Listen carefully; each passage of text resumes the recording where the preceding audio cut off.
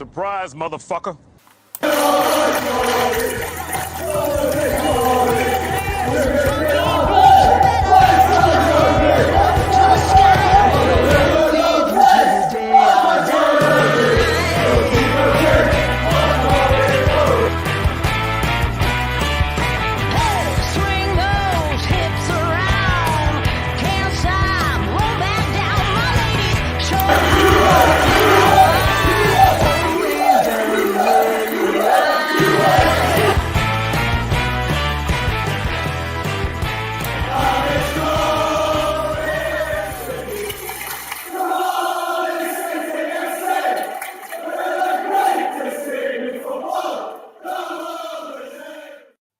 Yes, guys, welcome to a very, very, very special episode of the Fleur Hour, brought to you by Cardiff City, beg your pardon.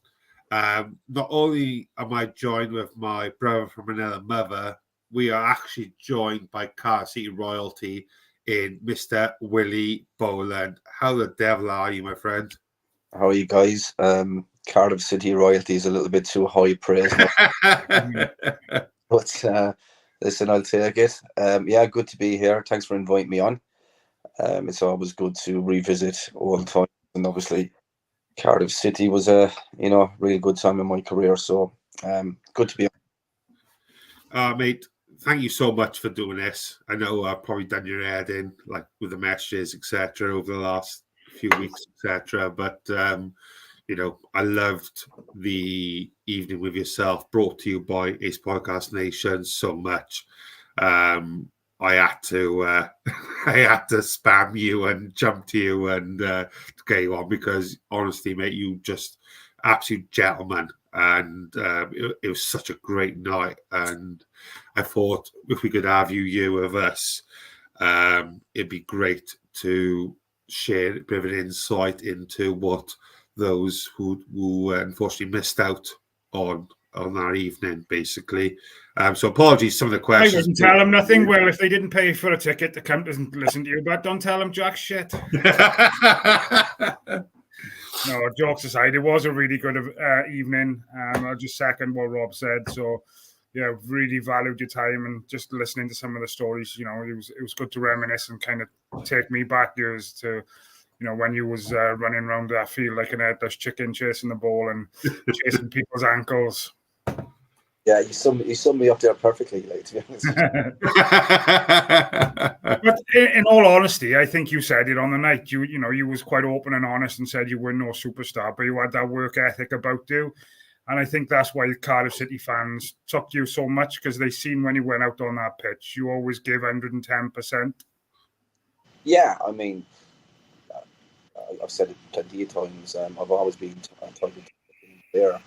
That was my role within the team. I wasn't in the team to score goals. Wasn't in the team to, defend crosses. I was in the team to, support, be available, cover teammates who would be more forward thinking, and that was my role. And I played it quite well. And they're the type of player that, okay, don't often grab the headlines, but within your dressing rooms and within your teams, they're very important. And I'm still involved in football now, and those types of players, your team can't function without them. So, as hard as it was to do it, running around like a headless chicken, it was very worthwhile, and I was part of some really super teams down in Cardiff. And listen, I could play a bit. Don't worry, I could play, but otherwise I wouldn't be on that pitch in the first place. But my strength towards the team was realistically the work rate and winning the ball back for the team, and just linking play. That was my role, and I was happy to do it. And a very good job you done of it as well, my friend. Would you like that as a youngster then, Will? When you were going through, obviously, the youth systems and whatnot, was you always that sort of player where you'd done the behind-the-scenes work, should we say, all the crap that, the more flamboyant players didn't want to do? Was you always that way inclined? No, I mean, you kind of come accustomed to roles as you develop as a footballer. A lot of the footballers you'll see playing week in, week out now would have been star players in their teams at some stage, whether it was at youth level or whether it was at a lower level team.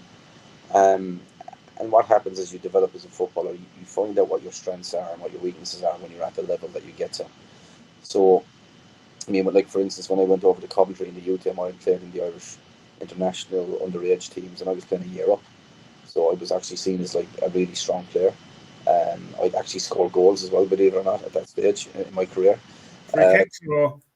Well, no, I'd actually scored goals as well, to be fair. But I think what it is when you get to a certain level, you find what your strengths are and what you can bring to that team. And like for instance, if I wanted to be an attacking midfielder, I probably wouldn't have had the career I would have had. I would have probably slipped down the leagues and might have done well at a lower team. What I realised, what I had in my locker was I was extremely fit. I could work hard, I had a good work ethic. I had little bits of quality here and there that when you get to certain levels wouldn't be as good as the players around me, but when I was at certain levels were good. So a lot of the players you see coming through get there through hard work and through quality, but also element of luck as well along the way. But once they get to a certain level, they might have to adjust their game to stay at that level, and that's what I had to do as my career went on. I realised that there was other players that could ping passes further than me, who could score more goals from midfield. Were more skillful on the ball, were quicker, were sharper, were stronger. So I had to adjust my game, and I adjusted my game by being a real team player and working extremely hard for the team and having the other little bits of quality that I had as well. Question I wanted to ask, if you don't mind, Rob, is crack on. Obviously the way obviously you're still involved in football now. Like, what was the age group again? Well, did you say? Well, I oversee like a whole academy here in Dublin. So I kind of look after an elite team, UCD, which is in the Irish leagues, and there's a field club into that, a local team called Mount Merrion. So I look after teams from the range from under 8 up to under 20. You're looking at over 70 teams, so there's a wide range of abilities and quality. Yeah. So the question I wanted to ask you, obviously, the way probably managers spoke to you back when you was, 13, 14, 15, can you see how much that has changed now? You probably wouldn't be able to get away with talking. I don't know what the environment is like, and was it a lot harsher back in your days? Obviously, constructive criticism is good, but have you got to be mindful now the way you speak to the children of this day and age? Definitely. I think in all walks of life you do, not just football. Even in school as well, and wherever you may be, whatever sort of sport that you're doing now, you have to be really, really careful in relation to how you speak to kids, because years ago, generations ago, it was acceptable to like dig kids out and have a go at them, and it was seen as building up their character and criticising them, kick up the arse and send them in the right direction. I think kids these days are a little bit more fragile. And what I mean by that is that, the way that we treat our kids now, we're a lot more careful in what we say to them. There's a lot more stuff out there, including social media. A lot of kids are on social media affected by things that their friends say. If a manager says something to a kid in a game, that could be posted all over their Snapchat groups and the whole lot. There's loads of different avenues that you have to be so careful about now. That's a lot of people would argue, well, kids need to be stronger now. They need to show more resilience, and we need to be tougher with them. But the way things are going at this moment in time, you're unable to do that because you're seen as bullying kids, and you're putting them in like positions that they don't want to be put in. And so time moves on, and us as people have to move on as well and go with the times, and that's more understanding to kids' feelings. And we're not allowed to dig kids out anymore. We have to be very careful what we say. So we are producing now a different type of player than what we would have done years ago. There's certainly a lack of grit, determination in a lot of our young kids coming through now, whereas years ago there would have been a lot more of that. So I want you to take us back, if you don't mind. Obviously, growing up in Ireland, how did the move to Coventry come about? Yeah, so I played for a local team in Limerick, and you go onto the representative team, and then you get noticed by international scouts. And once you get into the international setup, which I did, that's when scouts come looking at you, because you're effectively like in the top 16, 17 players in your age group in Ireland. And back then, there was a lot more Irish players going to England. So once you get into that international setup, that's when scouts would come and ask you to come over for a trial. And I was lucky enough to go to 3 or 4 different clubs. Everton and Coventry were the 3 clubs I went to, and I ended up, being asked to sign for all 3 clubs who were all in the Premier League at the time, which was like a great buzz for me. It was, a young kid in Limerick, all of a sudden, getting asked to sign professional football for a Premier League team that you're watching a match of the day the week before and stuff. It's crazy. So it was a really quick process for me, over a year or 2, where I played locally, got into the international squad, and then all of a sudden, I'm tried with these English clubs, and you're being asked to sign for them. And it was a really quick, wonderful experience that it kind of happened. I wouldn't say out of nowhere, but over an 18-month period, I went from playing local football to signing for Cardiff City on a professional contract. It was crazy. Did you have many offers at the time, or was Coventry just a standout for you? Well, I was offered to go to Aston Villa, Everton, and Coventry, and all 3 clubs, great clubs. People, they were brilliant as well. And the reason why I picked Coventry was because there was so many Irish lads over there as well that I knew from the international setup at various ages. And also I had relations that only lived 15-20 minutes from there.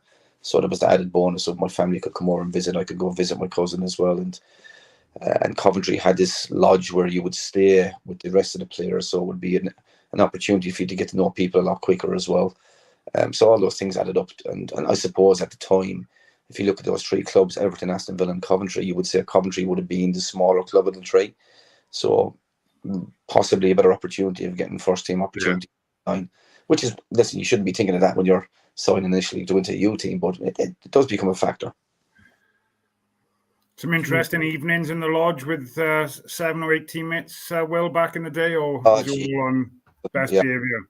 There was some crazy stuff, to be fair, some crazy characters, but that was all part and parcel of helping you settle in as well, or getting to know people, having a bit of laugh, having a bit of crack, and it was great, and met some really good friends there, and still keep in contact with a couple of them up to now, so a lot of Welsh guys were there, actually, to be fair. There was 4 Welsh lads in the squad at that time as well, and one of them, Tim Blake, he was a very good player. He had some serious knee injuries which finished his career. He was captain of Wales at underage. He's a good friend of mine. He's a big Cardiff City fan as well. But yeah, like I said, it was an amazing experience, and some funny times, some great times when you look back at those ages, because they're innocent times, really.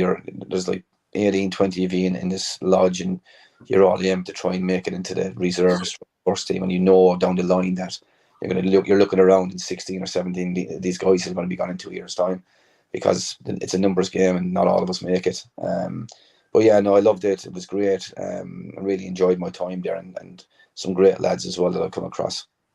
Was it quite competitive between you all? Was there a case of you want to one-up the person to your left, for example, because, if you didn't outshine said person to your left, then you may not have, you may not kick on with your career, for example? Yeah, it's a strange one. I mean, it has to be like that. It is like that, and everybody knows it is, but nobody actually approaches it with it.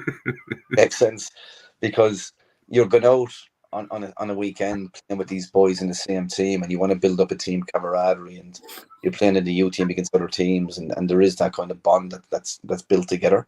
But at the same time, you're out there as well looking to perform and outperform lads in your same team, so you can get pushed up to the reserves and in training and get quite competitive as well, because you want to impress coaches and you want to impress managers, then you want to make an impression that you can take the next step up. So it is a really strange environment when you're trying to make it as a professional footballer, and even when you're in the first team, it's a similar situation. You're all there as a team and as a squad, but nobody wants to be sitting on the bench. You want to be out there on the pitch playing, and that comes across sometimes in training and in little small-sided games and stuff like that. But you have to be. If you're not like that, then you're just going to sit back and you're not going to progress. Yeah. Quality. Do you have any questions, Age, before I move on? Go on, I'll let you move on because I had a couple of questions just about obviously the current time of year we're in pre-season. So, do you want me to? Oh, go on, I'll ask him now. Then. So, yeah, go for it. obviously now pre-season. What would pre-season look like for Willie Boland back in the day? Well, is it? Obviously, you see him all jet setting off now to the Bahamas and things like that.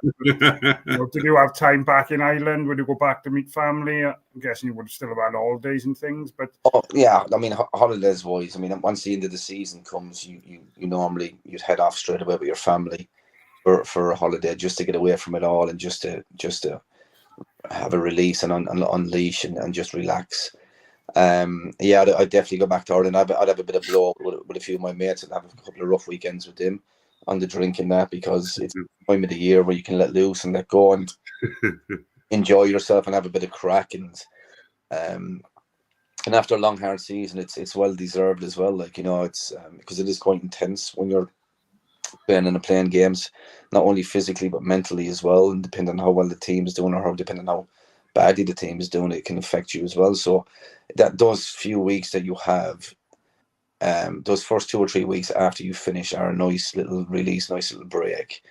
But then you get into your head that you're back pre-season training in 3 weeks' time, and you're actually thinking about get back on the treadmill and getting back out running.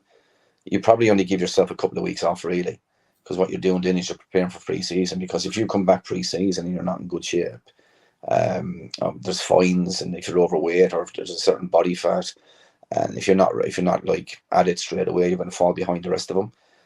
From a professional point of view, you have to be ready to go again. So it's pretty boring, really, to be honest with you. You get 2 or 3 weeks of hitting it hard. Maybe a week or two with the family, a week hitting it hard with your mates and going away. And then you're thinking about coming back pre-season, to be honest with you. That's what it is. You have to be professional about things, like, one of the questions you mentioned there about like physically and mentally demanding, I've seen a few like former players mention, like, especially when you play evening games and like once you finish a game, I don't know if you can relate to this, but some players used to say it used to take them a while to wind down after the game. Obviously adrenaline still pumping, and a lot of them then resorted to taking like sleeping tablets and things to obviously try and get rest and things. Yeah. How did you? Was you one of them people who could switch off straight after the game, or did the adrenaline again take you an hour or two to? Couldn't switch off after the game. What I would normally do is depending on like sometimes you might go out with the wife and go for a meal. Sometimes you might go out with some mates. Sometimes it depends on the result of the game as well, where your plans might change.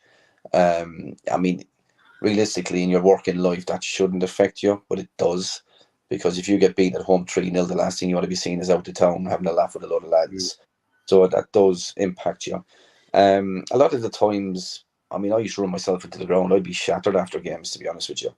I'd go home and get a takeaway and maybe have a few beers with the missus, and I'd wind down. But what does happen is the game does.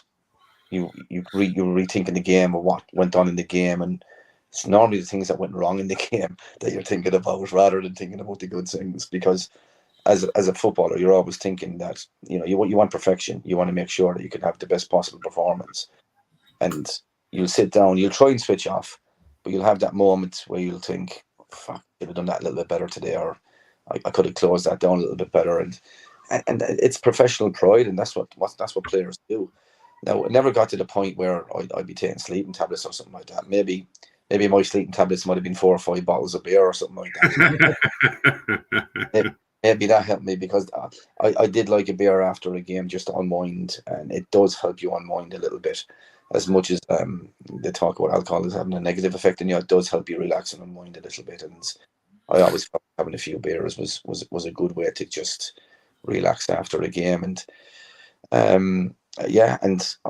would never really had massive problems falling asleep, but I can understand lads overthinking about the game and the game running through their mind that night, and maybe that's a reason why they couldn't get to sleep. Yeah. Another one question then on pre-season. Obviously, I mentioned just before we went on live earlier that I went to watch a pre-season game last night, Cardiff City versus Penabont. Cardiff, obviously, they won 7-1. As I mentioned earlier, you can only play what's in front of you. Did you used to find? I probably know your answer if I'm completely honest. Did you find it hard getting up for like games like that against teams that you knew you probably end up beating quite convincingly, or did you use it as a tool to help you get fit for pre-season? Yeah, that's exactly what I would use it for. I'd use it for and that's what players have to use it for. It's the most realistic thing you're going to get to what's going to happen when the season starts. So you can do all your short, sharp running and your small-sided games and your fitness runs in pre-season, but there's nothing quite like getting fitness through matches, and that's what players do. And it's the great thing about pre-season is you're not going to be playing a full game because there's going to be a big squad and everyone needs to get a run out. So if you're out there for 45 minutes an hour, you just get through that game. And the good thing about playing so-called lesser opposition, you know you're going to get plenty of the ball as well. You know you're going to get plenty of touches on the ball. So not only are you getting a good workout, but you're getting on the ball a lot as well, and that gives you that confidence as well. So that's why teams normally start off pre-season friendlies with lower league teams or local Welsh league teams, and then gradually build it up to a level where they're going to get themselves right where they need to be for the start of the season without getting any injuries along the way as well, which is very important. So with this day and age, with the sports science and the amount of people involved in football, everybody's looked after. And the main aim for anybody in pre-season is to get through without any injuries and make sure you're ready for the first game of the season. Did you have anybody that you can recall who struggled to get up for games like that, or you could tell they weren't really interested, or was everybody quite switched on, professional approach? No, everyone was switched on professional. Like some people might stroll through games all right because they found it way too easy. What I did find sometimes in pre-season training away from the games is some of the lads struggled with running. Like some of them were so unfit, it was unbelievable. You wouldn't believe. Like some of them would come back like a bag of shit. Like and they needed. You gotta drop a name now, Will. No. I was lucky when you see I was fit, so I won't be throwing dirt at lads who weren't as fit as me. But yeah, no, I mean that's changing all the time. But I mean there was some players that just weren't very good runners. I mean, Andy won't mind me saying Andy Campbell was one of the worst runners ever. Like anytime we did long runs, you'd know he'd be out the back. Like he just didn't have an engine for it. He just struggled with it massively. And there was a few other ones, like the big, strong, heavy lads. They struggle to get their body around as well. Like with those long runs as well, that's always difficult for them because they're carrying a lot more, muscle and weight as well. Like, but yeah, there was some lads that came back, like who you could tell had a really good summer. Like, to be awesome, that's quality. So obviously after Coventry, you come to God's country, our capital, Cardiff. How did that come about? Yeah, so I mean, I was at 7 years at Coventry, and I kind of overstayed my time there. I'd only played 60, 70 games, and I was only a bit part player for the last 2 or 3 years, and they kind of just held on to me and offered me contracts because they were probably looking for some measly amount of money for me, which I nearly signed for Dundee United at one stage, but I didn't want to move to Scotland. So in the summer of the time I came to Cardiff, I was 24 in August. So Coventry offered me another contract. Why, I don't know, because I wasn't playing in the first team. And I waited. I said I'm going to leave when I'm 24 on August the 6th. And this, you can just go. So that's when I spoke to Cardiff. There was a few other clubs in the pipeline. I can't even remember now who they were, but I actually came down and spoke to Billy Year and Frank Burrows, and I had an agent at the time, Paul Walsh, ex-Spurs in Liverpool. We went down to Cardiff, we spoke to them, and to be fair, they were the one team that kind of watched me a lot that season and showed a huge interest in me and made me feel like really one. And I just felt like, listen, I just want to get playing football now. And I just felt it was the right thing to do. And even though it was moving to a different part of the different country altogether, I suppose, I still, I was looking forward to the challenge, and that's how it came about. Awesome. So when you moved down from Coventry, how did that work then? I'm not sure, obviously, family-wise. did you have to look for property? Did Cardiff put you up? Obviously, like when you said when you first signed at Coventry, at the age you was, they put you in a lodge. Was you staying with a player? How did all that work out? How did you settle in? Yeah, so I had a girlfriend at the time from Coventry who was moving down with me. She found a job down there as well, which was handy. We rented a place out in Sully, which we looked around. We came down before the pre-season just to look around, and we rented somewhere there. So we settled in on there. But the club were helpful, obviously. They obviously introduced us to a local estate agents who helped us out in relation to somewhere to stay. Got settled in pretty well, to be fair, in the pre-season. And pre-season went pretty well. Got to know the guys, and I actually scored quite a lot of goals pre-season as well. First couple of games of the season went all right, and then it just turned into a bit of a disaster for me in the first season, to be honest. It just wasn't working. It didn't work out. It was just I think I got an injury after in the second or third game. I was out for 1 or 2 games, came back, and I just didn't hit any sort of form at all whatsoever. And then all of a sudden my confidence dipped. The team was losing. I wasn't playing well. And all of a sudden you're looking around thinking, what the fuck am I in here? What's happened here? Like, you know, all of a sudden. And it was a tough time, a really tough time for me, that first season at Cardiff, because I wasn't performing and the team weren't performing. And the fact I'd moved from a so-called Premier League team, there was obviously an element of expectation and I suppose a little bit of pressure for me to perform. And that first season really did struggle. And I think around Christmas time I was out of the team for about 2 or 3 months and came in then towards the end of the season. And I look back at that season and I remember actually experiencing it, thinking, Jesus, I mean, is this it now? Like, I actually really doubting myself as a footballer, because, you know, I was at a level where I felt like I should be performing really well and doing well, and it wasn't happening for me. And I think sometimes when a new player comes in and doesn't perform, there's also a sense of players around him, probably from a trust point of view and expectation point of view, are expecting more. So that kind of drains your confidence as well. And it took me a little while to get over it. Took me a while to kind of try and get back on track. And it wasn't probably till the following season and the season after that where I really kind of kicked into gear and started really putting in good performances. Did you have an element of regret during the first season then? Was there a time when you thought, oh, what the fuck have I done here? Why have I come here to go through this? Yeah, I mean, of course, I would have thought that, certainly at certain stages of it, of course I would. But then I look at it and I think, well, no, you got to look at yourself here and what you're doing. You can't be blaming surroundings. You can't be blaming other, and that's what people tend to do and players tend to do. They tend to not look at themselves and look for excuses. And I think just at the time, everything was going against me. And the biggest thing that was going against me was myself and confidence.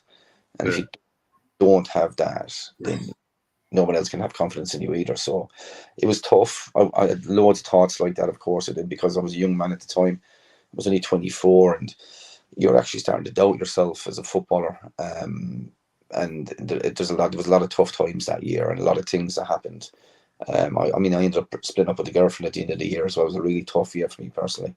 But I came back the following summer and for pre-season, and I was ready to, you know, give it a proper go. And I had 2 years left on my contract, and I thought, I'm not going to like fizzle out here. I'm going to show these guys what I've got and what I can bring to the table. And thankfully, I kind of turned the corner, and over the next 4 or 5 years, I did pretty well. Amazing. We'll start asking some of the questions from the chat. I just say, I got so many myself, but I think I'll be selfish in fairness because I'm quite well aware of the time. So we'll jump to the comments and questions. I think 9% of them is literally just love for you, Will. Paul says, even if it's Boland, we could do with an old school tough tackling player like yourself. To us fans, you was our Roy Keane, just like Stanton was our Cantona. Thanks for putting on the shirt and the memories. Sorry, mate, I realised that comment just literally blurred out your whole face. So sorry. Right?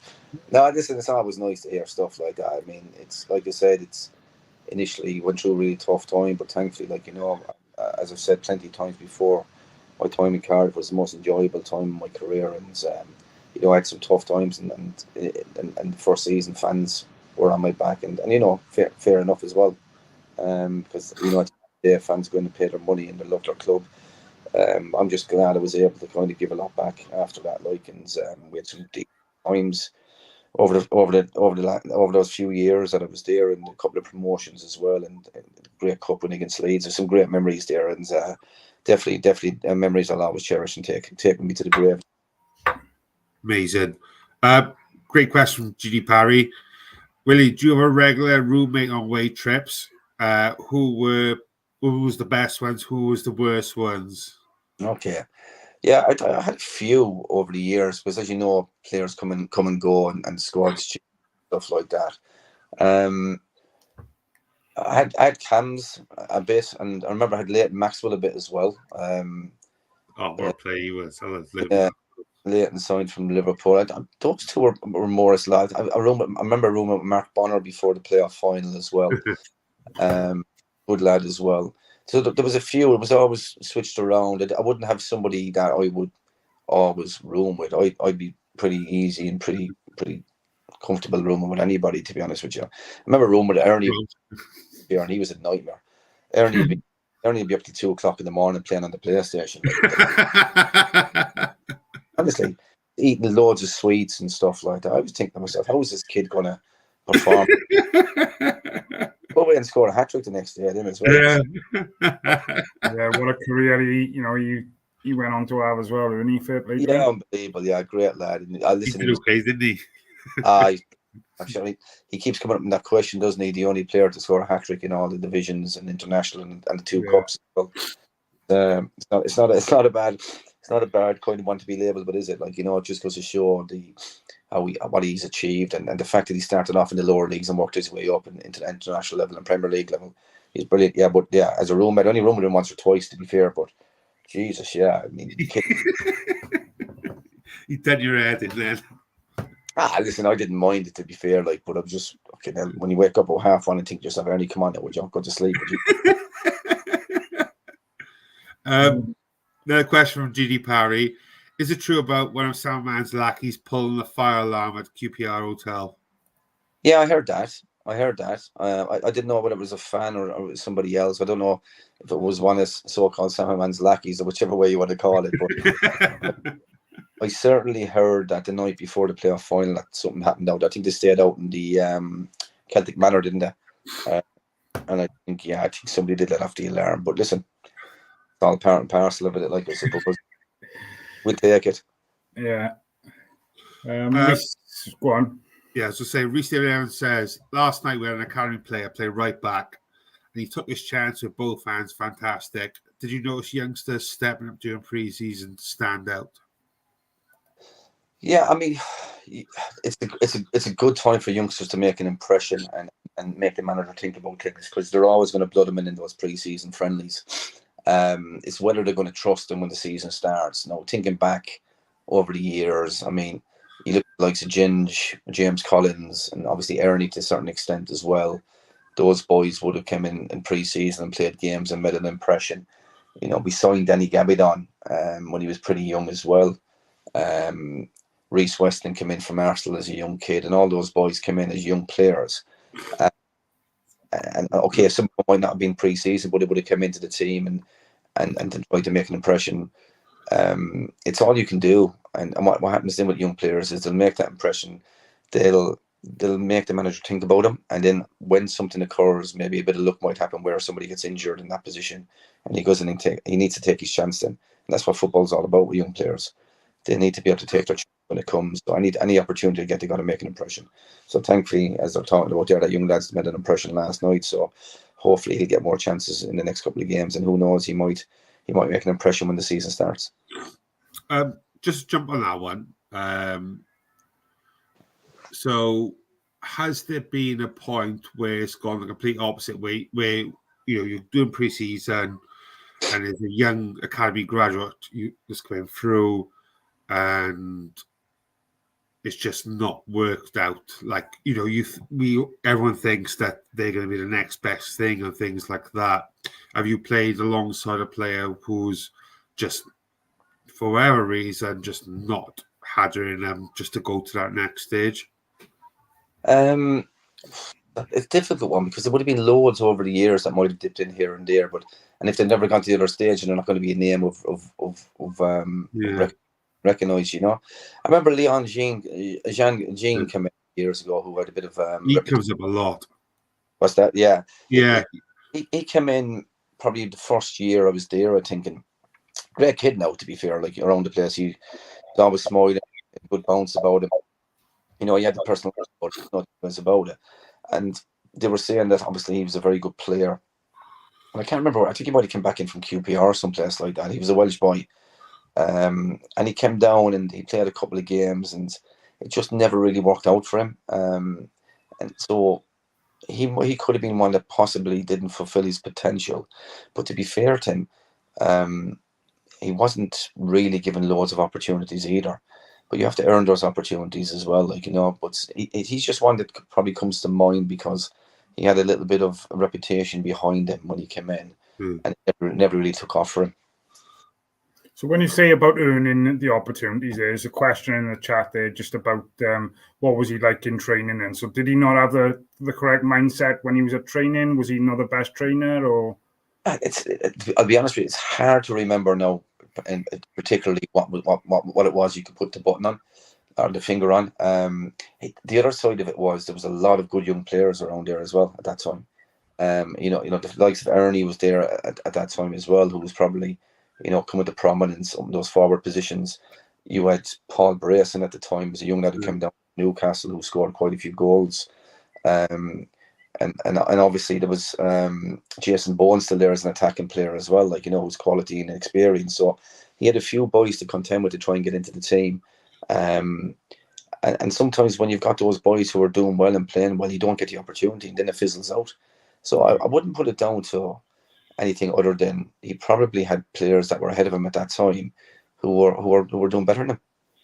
Cutthroat business at the end of the day, and it's like you said, so much competition and people fighting for the same spots. And if you just one of them things, if you're you have to make you need an element. I mean, the reason why I got my chance with Coventry back when I was 17, 18 years of age was because two of the central midfielders got serious knee injuries in pre-season, and because that happened, that left an opportunity for me to go in and make an impression. I ended up playing 25 games that season, but I probably wouldn't have got that opportunity if those two boys didn't get injured. Yeah. And that's what happens sometimes. You need that element of luck as well. And once that comes along, you need to be able to go in and take the opportunity and be consistent in taking the opportunity. So that's football for you. It's getting more difficult for younger players now because of the bigger squads. So some of them might have to take a step back before they can move forward again. Yeah. Last question from me, Rob. Sorry, I'm going to jump in. Yeah, go on, buddy. Who was the biggest prankster in the changing rooms, and can you remember any of the pranks that were played back in your day? Jesus Christ! I mean, this is so long ago as well. To be fair, listen, there was a good bunch of lads there. To be fair, they were good crack. I remember, like, when first year was Andy Jordan was a funny guy. Ernie was always a little bit of a messer as well, to be honest with you. Gabs and Ginge and Ernie, those three would always be messing about. I can't remember any massive pranks as of such now, to be fair, off the top of my head. But there was always good crack going on. There was always people taking the piss out of each other. It was a good footballing environment where people would take the piss out of each other's gear, what their hair looked like, what they were wearing. There'd be clothes hanging up on the team. Collins had no chance then. Yeah, it's that's what players miss probably more than anything else from being a footballer is, and everybody likes to have a good crack and a good social life, but being in the football environment, it is cutthroat, but it's also cutthroat from the banter point of view. I mean, people would rip each other to pieces, when it comes to the crack, and there's no holds barred, there's no boundaries in the slagging, and it's good to have that. You need that kind of camaraderie, you need that banter. And I always found in a lot of the dressing rooms I was in that there was always that. There was always a good mentality, a good work ethic, but there was always good characters in there as well that had good sense of humour, and that's very important to a group of players as well, that you've got leaders and characters in there that can actually bring the whole dressing room together. Very important for a manager to have people like that. Amazing. I'm going to do one more from the comments, and then I got one quick one to finish. I'm well aware of the time. Well, if that's all right, mate. Yeah, of course. So Reece says, how important was it to have so many leaders in the changing rooms? We seem to lack real leaders. Back then, it was you, Cav, Leggy, Pryor, to name a few. Is it easy or hard to play with so many leaders? It's so much easier. So much easier. The manager doesn't need to do much on the sideline at all when you got people like that on the pitch, because you're dragging people through. You know when you're up against it, you need to look, and you're looking around and you're looking for somebody to inspire you, and you're looking for somebody to drag you up to that next level. You need those types of people, and managers know how important they are. And I think that's, I know it's probably going off kilter a little bit, but that's how Southgate's probably getting slaughtered because of Harry Kane playing a lot of the European Championship. And to the naked eye, you can agree with the criticism that Kane has got because he was non-existent. But I can guarantee you he was on that pitch because he was a huge character for the team. And that's why he persevered with him. A lot of people would look at it thinking he was awful in that European Championship, and it's hard to disagree with that. But he's the captain. He's a huge character. And he didn't perform well enough, but I can assure you that he was on that pitch, and that would have been one of the main reasons, because he'd be the character he'd be the one to be dragging people on. And that's what happens sometimes. But you need your characters to be performing as well, and that's important because they need to be able to on their game so people can look around and be inspired by them. Amazing. So just to finish up then, so this is a bit of a two-parter. Yeah. Who's the best midfield partner you've had during your career, not just Cardiff? Okay.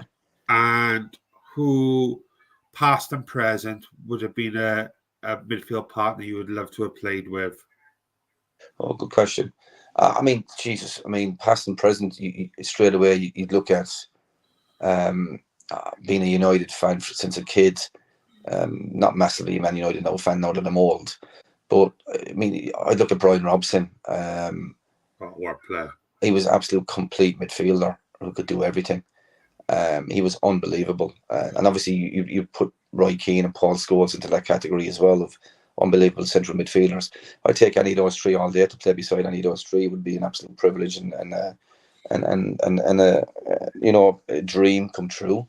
In relation to players I've played with, at Coventry, I didn't play an awful lot with Gary McAllister, and I suppose it's hard to say that he's somebody I really enjoyed playing beside, but he was a top player. At Cardiff, you've got to say Cav.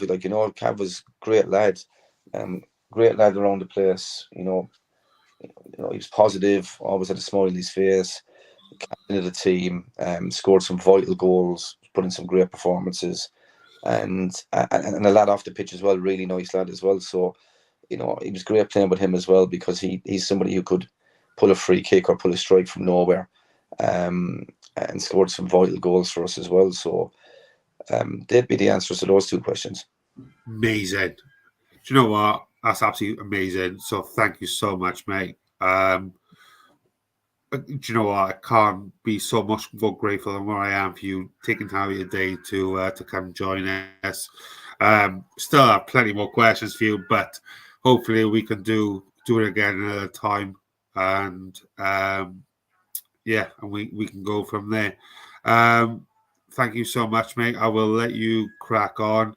Thank you to guys and girls in the comments for your queries. We'll still keep going for a little bit longer anyway, but we'll let you jump off, mate. But thank you so much again for taking time out of your day to your evening to talk to us. No, listen, really enjoyed it, guys, and listen, thanks for having me on. Appreciate it. And listen, it was really nice meeting you as well at the night. I had a really good night that night, and listen, I wish you all the best with your show, and of course. Just before you do go then, just on that night, obviously we got Si's doing another night now in a week Friday with Craig Bellamy. Oh, brilliant, yeah. So if there's obviously the tickets sold out within 24 hours for that, but obviously for future City Legends nights, would it be something you'd recommend to people watching the podcast? Definitely. Obviously with Craig Bellamy there and all that, but Simon's put a lot of time and effort into it as well. And Simon's a great guy. I go back with Simon a long time, and you know, the minute he asked me to go over, not an issue at all. He's Cardiff City through and through. He's put a lot of time and effort into a lot of the podcasts and shows that he does. And the night that I was over there, really enjoyed it. Very welcoming. All the supporters were brilliant. It's a great night, great opportunity for fans to get together and reminisce, I suppose, on the old times and have a good crack and have a few drinks. So highly recommend it. Awesome, brilliant. Thanks for your time, buddy. Much appreciated. Oh, before you go, can you check a Snyder taller for the fans before you shoot? There you go, guys. I won't get you running around like John Robinson before he left. No, much love, man. Appreciate it. Guys. Cheers, well. Take care, buddy. Bye. Oh, what a guy. Yeah. That literally did not disappoint. Honestly. No, it's mad how quick the time goes as well, isn't it?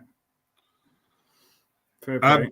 While I go sorts me out with Tay for 2 seconds, can you talk about what size put up? What's he put up at? Well, no, about the Boland release stuff. Yeah, so the Willie Boland live event, which took place at the Rose and Crown in Pontypridd a couple of months back now, I think, back in May.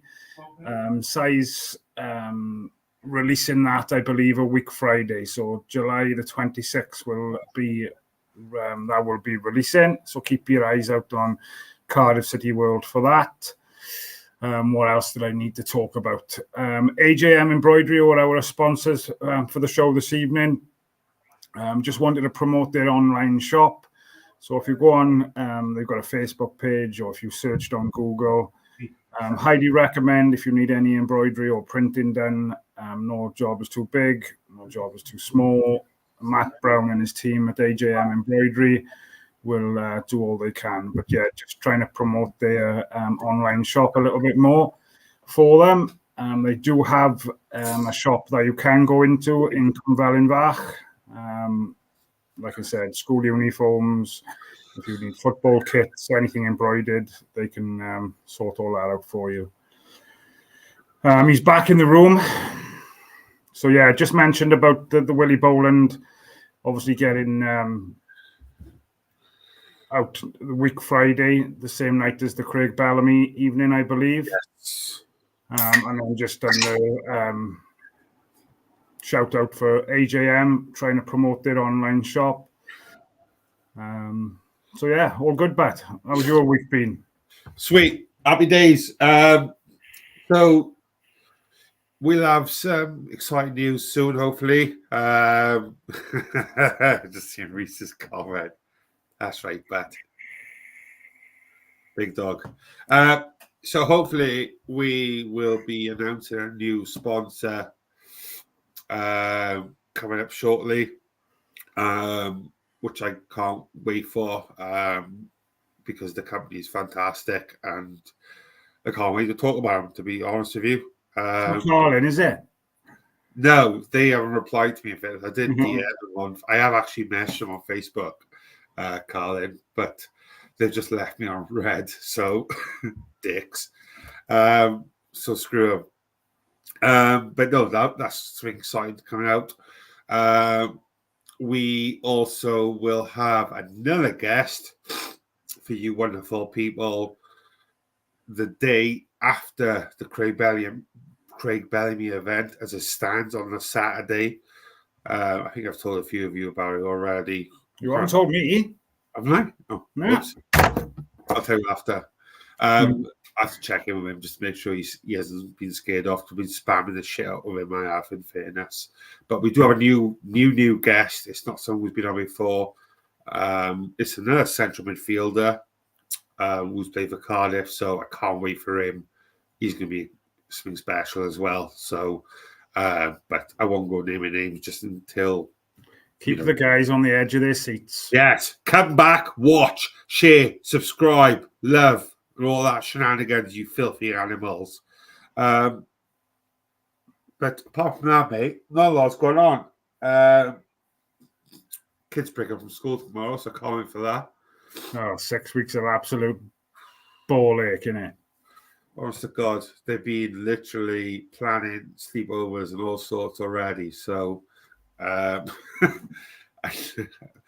It's hard. It's hard. It is really when you think about it. It's like I'm quite fortunate in the sense that my wife works in a school, so she's off work. Yeah, but I know it's stressful for her. Then it's, it comes down. You've got to keep them so busy because they're used to that structure and routine of having school. And unless you keep them busy, my three are at each other's throats all day, every day, and it causes so much stress and just grief is unreal. It is tough for the parents. I'm lucky. We do have quite a good support system in terms of the kids and stuff like that. You still got that big lockable cupboard in the garden, have you? Apparently so. Chuck him in here with a blinking fruit shoot and a Haribo for a couple of hours. Chuck him in here with a girl I made, and apparently as well. So we're delving down now and again, Jesus Christ. Yeah. But no, so we're quite lucky, and we're lucky we got a van. So, the family's got a van, so they'll be spending a bit of time down there, I expect, over the weekend. Over the 6 weeks as well, beg your pardon. I'm off. I'm off Monday for a week. I'm off on my holidays, but I'll still try to do some shows as well anyway, in fairness. I'm only on a caravan. Yes, David Evans, what date are you away from? What date is it? 29th. I'm away from Monday the 29th.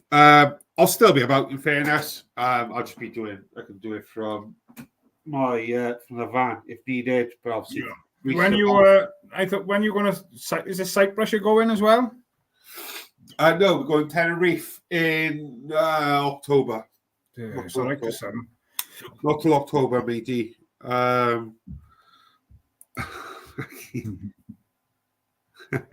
Dickhead. Good. Last night I met up with Reese and his brother Jason as well, and obviously Reese's mum Lorna. Big crowd there? What's that? It was a big crowd.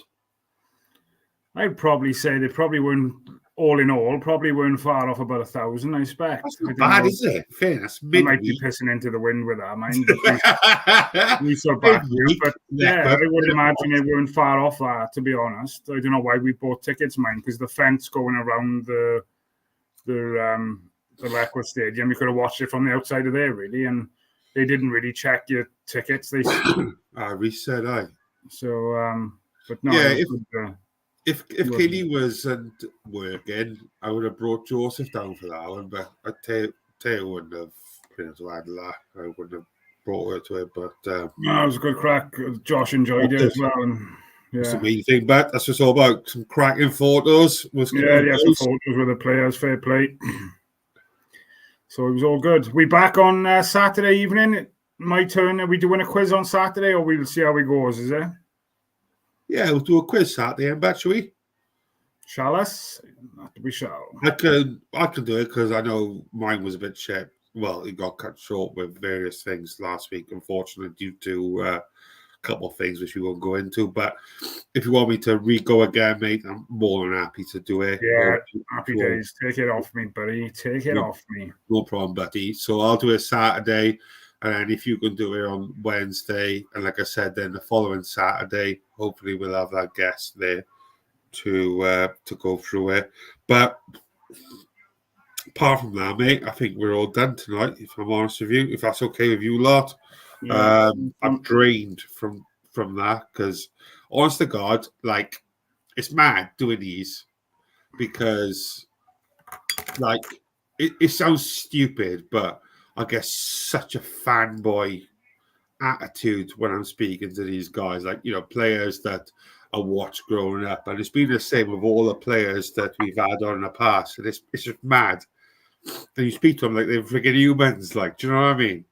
But no, Boland's class. Like, he's such a good man. The event we went with him. Friends, Cardiff City friend. Cardiff friends. So, yeah, you also pissing my chips, didn't you knobhead? Right, on that note. It's banter, it's the crack, as Willie says, but you've got to have it. It's not bullying. It's nothing like that. You have the banter and the crack. I know. Yeah, no, top work, but getting the guests on.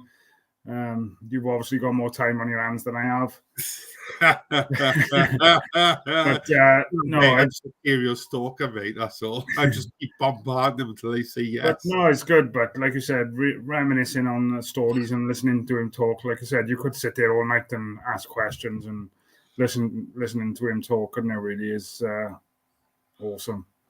Looking forward to the under 10 starting back up, Bet. Yeah. Do you know what? On that note, before I stop, so obviously we're under lines obviously last season. They're going to central venues now next season. So they're going to be how we last year went home and away to teams. Yeah. So all the games for under 9s now in our area are going to play at Currumney. Oh, nice. Yeah, but you have to take your own goalpost with you as well. Oh, that's a ball. There's no storage, so you have to take your own goalpost. I mean, this is another part of what I want to talk about with Mooney, because, like, as much as I can't wait to see Bellamy, there's so much I want to talk to Mooney about, because the involvement obviously we have in grassroots football, and what's the under 10s looking like? And it'll be exactly what we had last year, was it? So I've been told 2 different things, mate. I thought that it's expanding in terms of regions where, so for example, I know this will mean nothing to a lot of our viewers, but I don't care. So like we would go to like your NP postcodes, so like your Ebervales, Tredegas, etc. usually, but it's going to be combining with the CF postcodes, so like your Caphillies, your Bargards, things like that. However, I've been told that might not be the case now, so it's just a clear as mud, mate, and I won't find out. Fixtures will get released in about a month's time, and we will go from there, but I will obviously keep you in touch about that along the way. But without further ado, I bid you adieu. There's only one thing left to say. Up a flower.